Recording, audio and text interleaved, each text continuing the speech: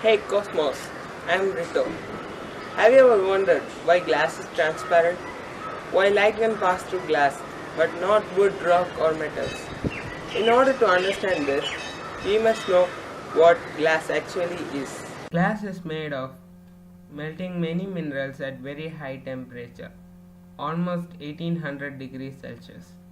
The main ingredient is silica and it is obtained from sand.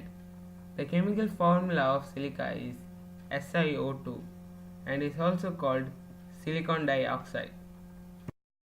When we look at glass or any transparent material such as plastics, diamonds, etc., we can see that there is more distance between two electrons than in opaque objects such as a brick. These gaps are also called energy gaps. Let me tell you a quick fact. The volume occupied by a nucleus is so small compared to the volume occupied by the atom. You can appreciate this difference in size by realizing that if a cricket ball represented the nucleus, then the radius of the atom would be about 5 kilometers. That means there's a lot of space for a quantum of light or a photon to go through the atom without getting absorbed. And the question wouldn't be why is glass transparent, but why isn't everything transparent? The answer to this lies in the different energy levels occupied by an electron. When a photon hits an electron, if it provides the right amount of energy, the electron would jump to a higher energy level and that photon would be absorbed. So you can easily imagine the more small the energy gap is, the more easily light can be absorbed.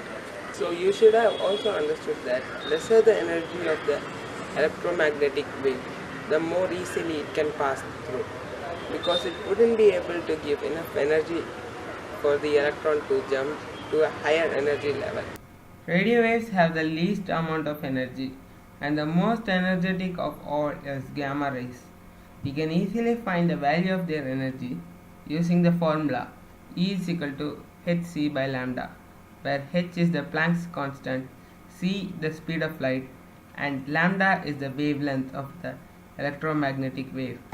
So you can clearly see gamma rays have a lot of energy than radio waves. You can visualize this by knowing that a gamma ray is 100 quintillion times greater than radio waves, and that is a 1 with 20 zeros. If you want to know more about light, then go check out the video I made about it.